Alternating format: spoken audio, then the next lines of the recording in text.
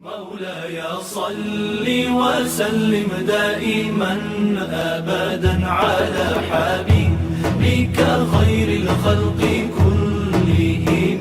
مولاي صل وسلم دائما أبدا على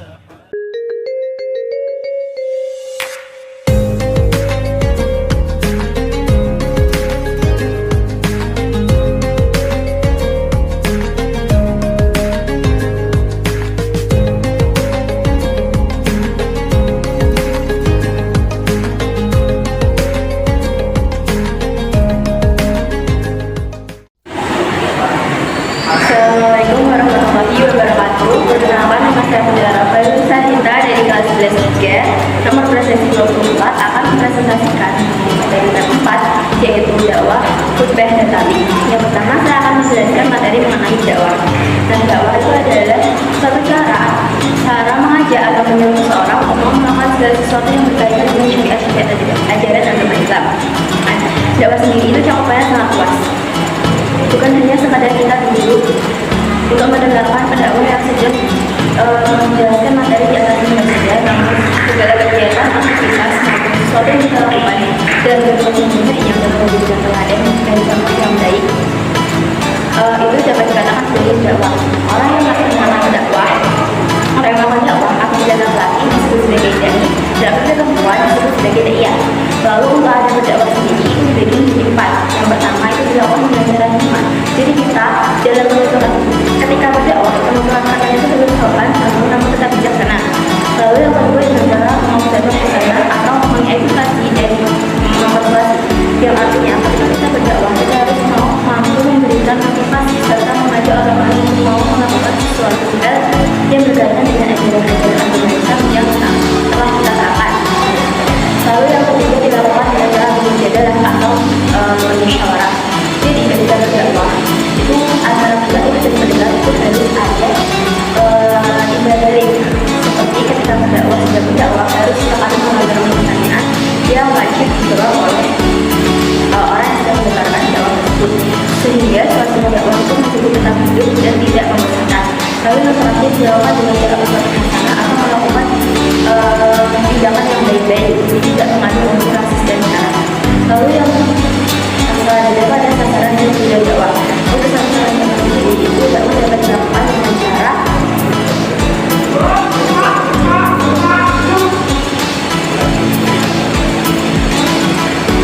dakwah itu bertujuan untuk mengajak seseorang agar mereka itu mau mampu dan menyadari serta terus konsisten untuk selalu berbuat baik kepada Allah. Melakukan segala sesuatu itu tujuannya hanya kepada Allah serta selalu berbuat baik di setiap keadaan.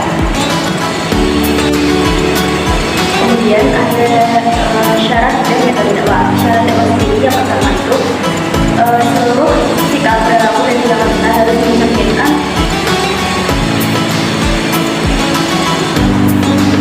perilaku, sikap, dan tindakan kita harus dapat menjadi kehidupan yang baik bagi masyarakat umum, serta dapat dijadikan sebagai teladan dan harus menjadi kesadaran yang tinggi serta memiliki ketegasan dan keberanian dalam menjalankan bidang kita. Serta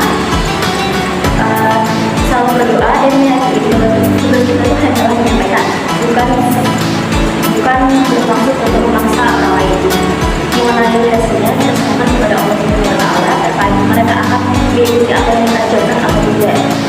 Nah, kemudian kemudian berdakwah yang pertama itu dilakukan dengan cara sopan, mengajar, dakwah yang bermujadalah atau diskusi. Jadi seperti yang sudah saya jelaskan sebelumnya, jadi ketika kita berdakwah kita harus menggunakan metode mujadalah atau musyawarah. Jadi antara pendakwah dan orang yang menggunakan dakwah itu harus ada kegiatan juga baik. Seperti ketika berdakwah sesekali mengeluarkan pertanyaan harus dijawab oleh orang yang sedang melakukan dakwah tersebut, sehingga suasana dakwah dapat tetap hidup. Serta jangan sekali-kali melakukan dakwah dengan cara yang memaksakan. Hal tersebut akan membuat orang lain merasa tidak nyaman, bahkan tidak percaya di ilmu yang akan kita ajarkan. Lalu selanjutnya media berdakwah. Media berdakwah pada masa sekarang dan pada masa lampau itu sangat akan berbeda ya teman-teman. Jadi pada masa sekarang dakwah itu dapat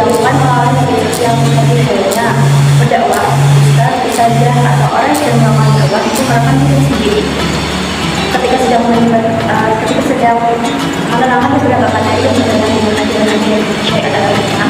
Kemudian mereka menyebarluaskan video tersebut ke dalam media sosial sampai masyarakat umum seperti kita yang menggunakan media dan mengenali mendapatkan manfaat dari ilmu yang mereka dapat.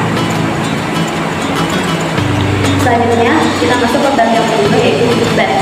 Khutbah sendiri yaitu menjelaskan materi mengenai takwa sesuai dengan syariat-syariat dan hukum yang diajarkan oleh Nabi Muhammad SAW sebagai perintah Allah Subhanahu wa Ta'ala.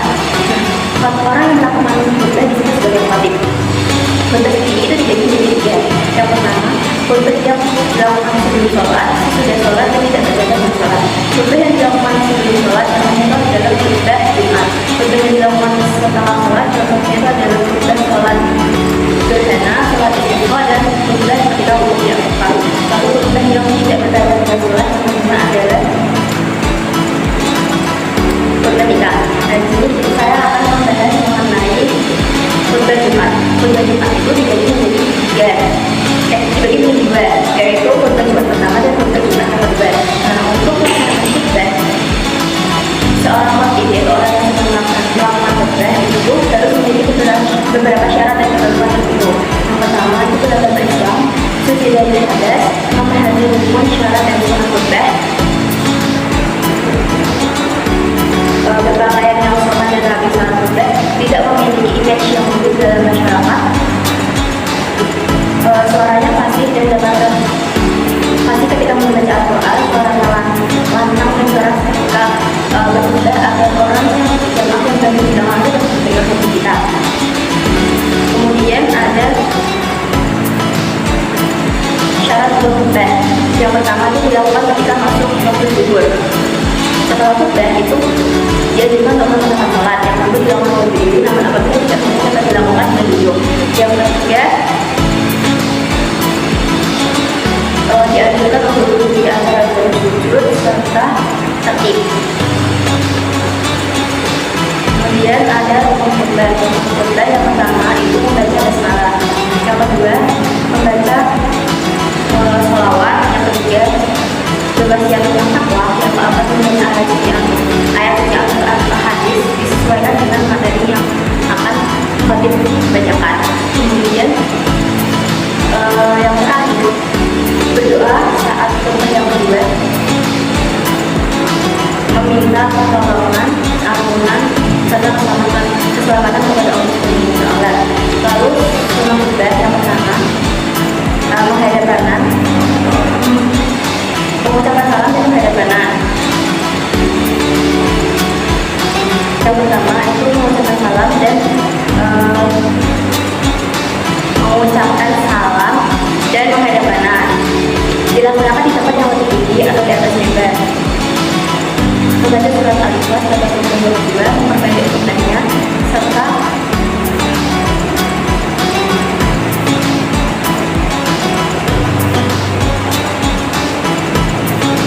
membaca hamdalah. Kemudian yang selanjutnya adalah adab sholat Jumat. Yang pertama itu menyegerakan untuk datang lebih awal ke masjid. Di sini kita akan menjelaskan membacakan dalil mengenai adab untuk mengerjakan datang ke masjid lebih awal. Baca Quran surat Al-Jumu'ah ayat 9.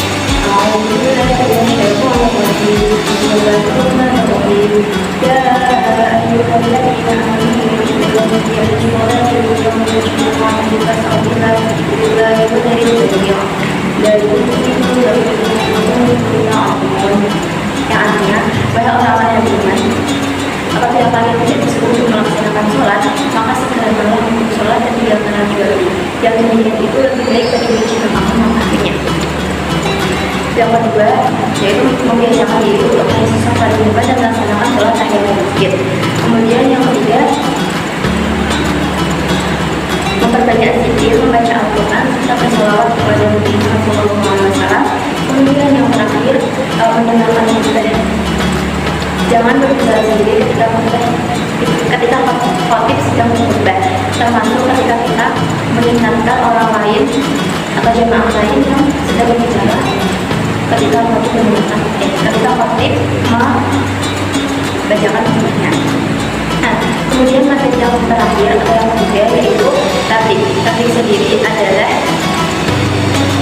kajian dan dakwah. Namun, tabligh itu hanya berisi ceramah secara lisan maupun materi-materi singkat dalam dakwah itu sangat luas. Seperti saya jelaskan sebelumnya, dakwah itu juga berisi perilaku-perilaku kita sehingga dapat mengajarkan syariat syariat dengan Indonesia dan syariat budaya. Tapi dalam itu seperti korban, namun dalam hal itu tidak memiliki kebutuhan korban.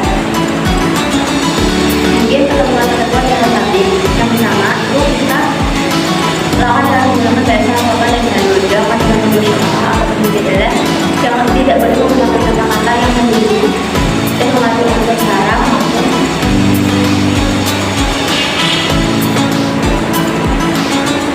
kata-kata yang kotor. Dilakukan dengan tertib, bersifat membujuk atau mempersuasif serta mengedukasi. Kemudian cara-cara untuk melaksanakan tabligh yang pertama itu mengajak orang terdekat terlebih dahulu. Yang kedua mengajak orang untuk menyebarkan tabligh sesuai dengan harkat dan martabat serta ilmu yang mereka miliki, serta melaksanakan tabligh dengan cara berjualan atau dilakukan dengan saling tolong-menolong. Sekian yang dapat saya sampaikan. Mohon maaf. Wassalamualaikum warahmatullahi wabarakatuh.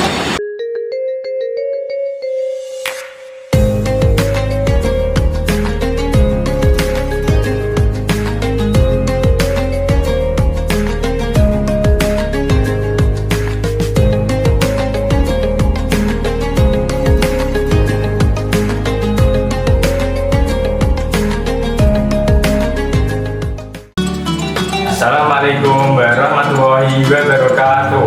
Perkenalkan, nama saya Nabi Zudan Pratama, presensi 25. Saya akan menjelaskan tentang dakwah, khutbah, dan tabligh. Apa itu dakwah? Dakwah adalah mengajak orang lain untuk meyakini kebenaran ajaran Islam dan mengamalkan syarat-syarat Islam agar tercapai pola hidup yang lebih baik. Dakwah tidak mesti berbicara maupun berceramah, tetapi bisa seperti yang mencerminkan tata nilai Islam dalam sehari-hari. Bismillahirrahmanirrahim. Wal takum minkum ummatan yad'una ilal khairi wa ya'muruna bil ma'rufi wa yanhauna 'anil munkar wa ulaika humul muflihun. Dan hendaklah di antara kamu ada segolongan orang-orang yang menyeru kepada kebajikan, yang menyeru berbuat yang ma'ruf dan mencegah dari yang mungkar, dan mereka itulah orang-orang yang beruntung. Adab dakwah dengan cara hikmah dan dengan cara mujadalah. Dakwah dengan cara hikmah yaitu memiliki ucapan yang jelas, tegas, dan memiliki sikap yang bijaksana. Dakwah dengan cara mujadalah diskusi atau tukar pikiran yang berjalan secara dinamis. Tujuan dan sasaran dakwah. Sasaran dakwah mengubah pola hidupnya yang tidak baik menjadi lebih baik, serta yang menyimpang dari aturan Allah SWT. Tujuan dari dakwah yaitu beriman hanya kepada Allah. Yang kedua yaitu menjadikan seluruh aktivitasnya hanya beribadah kepada Allah. Yang ketiga, mengerjakan amal soleh yang seluas-luasnya. Syarat dan metode dakwah. Caranya yaitu harus memahami objek dakwah. Yang kedua, memiliki keberanian dan ketegasan serta bijak dan santun dalam berdakwah. Yang ketiga yaitu memiliki ketabahan dan kesabaran dalam menghadapi segala rintangan dan tantangan. Metode dakwah yaitu meluruskan niat. Dakwah bertujuan hanya kepada Allah. Yang kedua, dakwah harus bijak. Metode dakwah meluruskan niat. Dakwah bertujuan hanya kepada Allah. Yang kedua, dakwah harus bijak, mengetahui kondisi umat maupun jamaah. Yang ketiga, hindari dengan cara memaksa. Media dakwah ini bisa menggunakan media elektronik dan cetak. Media elektronik seperti menggunakan TV, radio, sosmed, dan internet. Media cetak seperti menggunakan jurnal, buku, dan majalah. Khutbah adalah kegiatan nasihat yang disampaikan kepada kaum muslimin dengan syarat dan rukun tertentu. Syarat dari khutbah yaitu Islam Islam yang sudah balik dan berakal sehat, berpenampilan rapi dan sopan. Bukti dari hadis, mengetahui rukun, sunnah, dan syarat khutbah. Syarat khutbah salat Jumat dilaksanakan sudah masuk waktu zuhur. Yang kedua, khutbah dilakukan dengan cara berdiri, duduk sebentar di antara dua khutbah. Tertib, khutbah harus jelas agar jamaah jelas. Dan selanjutnya ada rukun khutbah. Rukun khutbah yaitu membaca hamdalah, membaca sholawat kepada Nabi Muhammad, membaca ayat suci Al-Quran. Rukun khutbah yang pertama membaca hamdalah, yang kedua membaca sholawat kepada Nabi Muhammad, yang ketiga membaca ayat suci Al-Quran pada dua khutbah, yang terakhir berdoa saat khutbah untuk memohon ampun kepada Allah. Sunnah khutbah, khotib memberi salam pada awal khutbah menghadap ke arah jemaah. Yang kedua yaitu khutbah disampaikan di atas mimbar. Yang ketiga, khutbah disampaikan dengan kalimat jelas. Dan selanjutnya ada adab salat Jumat. Yang pertama, menyegerakan berangkat ke masjid lebih awal. Yang kedua, mengisi saf sepanjang masjid kosong. Yang ketiga yaitu berdoa dan memperbanyak zikir. Yang terakhir, mendengarkan khutbah dengan bersama.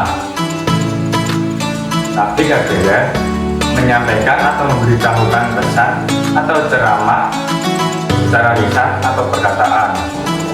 Sekian dari saya. Wassalamualaikum warahmatullahi wabarakatuh.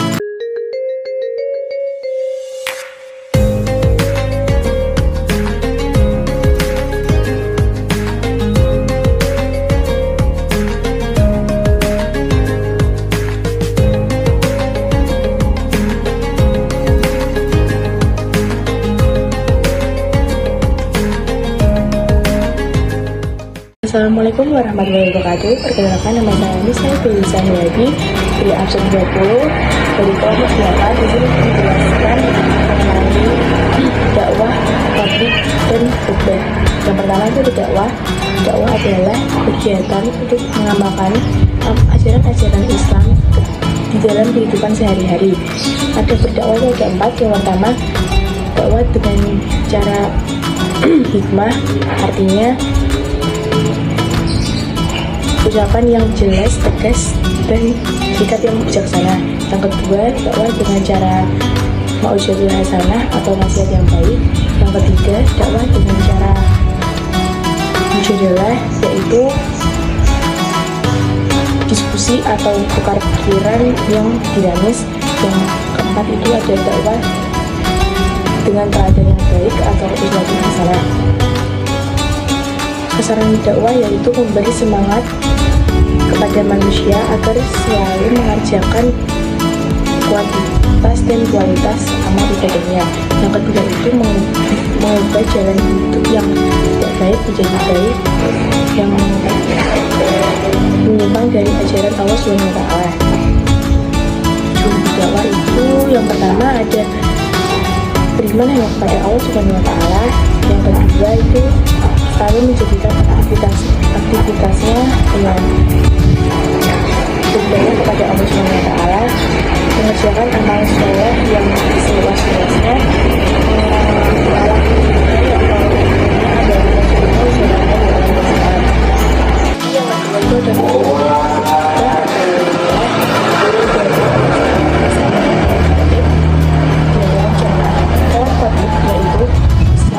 sudah balik dan berakal sehat. Yang kedua itu mengetahui syarat rukun dan sunnah khutbah. Yang ketiga dari hadis. Yang keempat masih dan jelas saat mengucapkan ayat suci Al-Quran. Yang kelima itu memiliki akhlak yang baik. Selanjutnya itu ada syarat-syarat dua khutbah. Yang pertama, khutbah salat Jumat dilaksanakan pada saat masuk waktu zuhur. Yang kedua itu khutbah dilakukan dengan berdiri. Yang ketiga itu duduk sebentar di antara dua khutbah. Yang keempat itu suara khutbah harus jelas dan dapat didengar oleh jemaah. Selanjutnya itu ada rukun khutbah. Pertama, membaca hamdalah pada kedua khutbah. Yang kedua itu berwasiat tentang takwa kepada Allah Subhanahu wa Ta'ala, membaca satu atau beberapa ayat suci Al-Quran. Kemudian itu ada dua Jumat.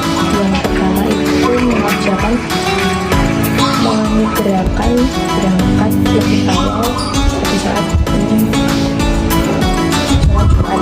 Yang kedua itu membiasakan mengisi saat kehidupan yang masih kosong.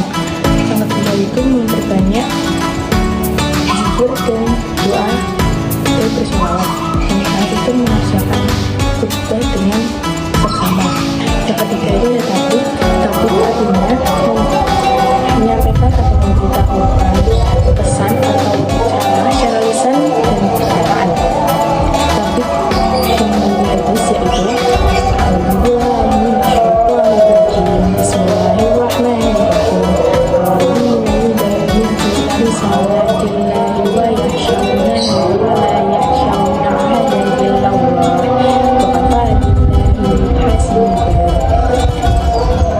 selanjutnya itu ada ketentuan tadi. Yang pertama, dilakukan dengan cara yang lemah lembut dan tidak kasar.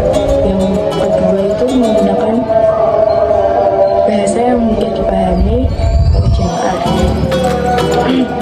Yang ketiga itu menggunakan musyawarah atau berdiskusi. Yang keempat itu materi topik yang disampaikan harus mempunyai makna dan sumber yang jelas. Yang selanjutnya ada tata cara topik. Yang pertama, mengajak orang terdekat terlebih dahulu menuju yang muslim yang menyatu antara kata dan perbuatan. Yang kedua itu ada dekati pihak lain dengan cara atau kapasitas dan martabatnya. Sekian dari saya. Wassalamualaikum warahmatullahi wabarakatuh.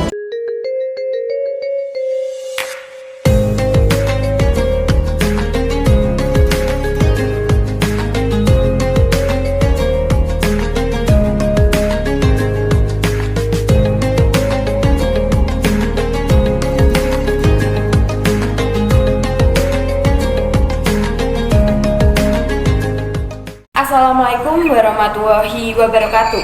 Perkenalkan, saya Samsiatul Masuda dari kelas plus 3, absen 34. Di sini saya akan mempresentasikan tentang dakwah, khutbah, dan taktik.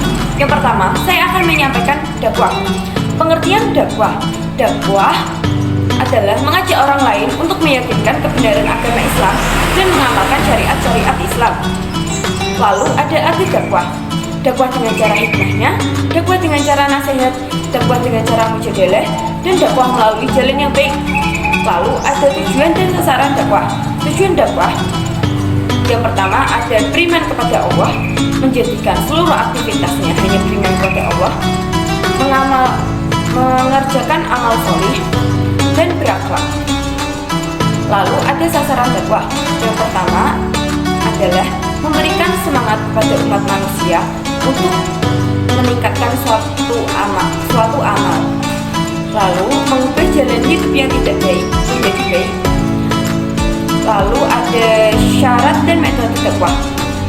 Syarat dan metode dakwah, satu kata dengan perbuatan,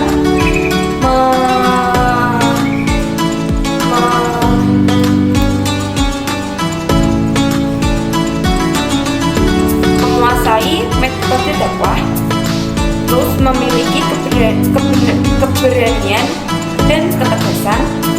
Lalu tugasnya hanya menyampaikan dan mengajak. Terus ada media dakwah. Media dakwah bisa menggunakan HP, TV, radio,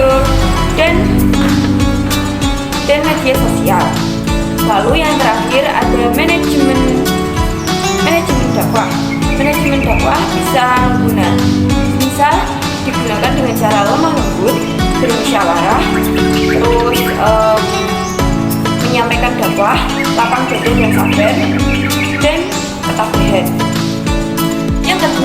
Yang kedua ada khutbah. Khutbah adalah menyampaikan pesan takwa sesuai dengan perintah Allah. Khutbah dibagi menjadi 3. Yang pertama khutbah sebelum sholat, khutbah setelah sholat, dan khutbah nikah. Khutbah dibagi menjadi 2 bagian, yaitu khutbah pertama dan khutbah kedua. Lalu ada syarat khutbah. Syarat khutbah adalah khatib harus beragama Islam, balik, dan memiliki akal sehat. Khatib juga harus mengetahui syarat dan rukun khutbah, berpenampilan rapi dan sopan, menutup aurat. Khatib juga harus bersuara jelas. Khatib harus tampil dan fasih dalam membaca Al-Quran. Khatib juga harus memiliki akhlak yang mulia. Lalu selanjutnya ada syarat-syarat dua khutbah. Yang pertama, khutbah dilakukan saat memasuki waktu zuhur. Terus khutbah dilakukan dengan berdiri. Namun jika tidak kuat, khutbah boleh dilakukan dengan cara duduk di antara dua khutbah. Terus khatib harus memiliki suara yang jelas. Dan yang terakhir adalah tertib. Lalu selanjutnya ada rukun khutbah, yaitu membaca basmalah, yaitu membaca hamdalah, terus membaca sholawat, membaca 1 atau lebih ayat Al-Quran. Ada sunnah khutbah. Sunnah khutbah yang pertama adalah khatib memberi saran. Terus khutbah dilakukan di tempat yang lebih tinggi. Khutbah dilakukan dengan kalimat yang jelas. Lalu khatib memperpendek khutbahnya. Khatib menertibkan rukun-rukun khutbah. Lalu ada sholat Jumat, yaitu menyegerakan berangkat sholat, mengisi saf-saf yang masih kosong, terus memperbanyak zikir dan berdoa, lalu mendengarkan khutbah dengan seksama. Lalu yang selanjutnya ada praktik khutbah.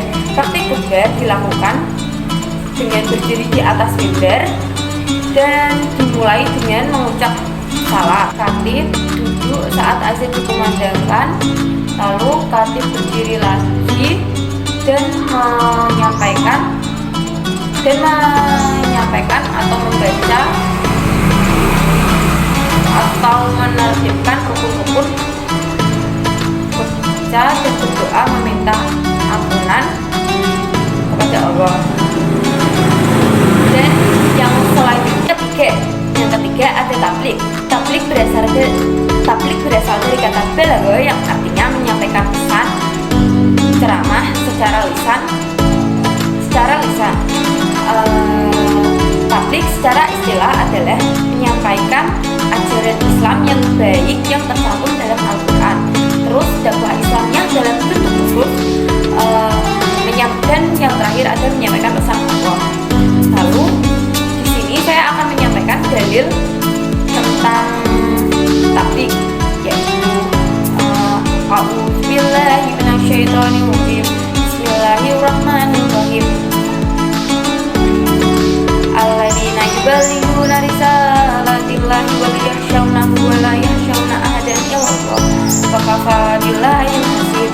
Yaitu orang-orang yang menyampaikan risalah-risalah Allah, para rasul yang menyampaikan syariat-syariat Islam kepada manusia.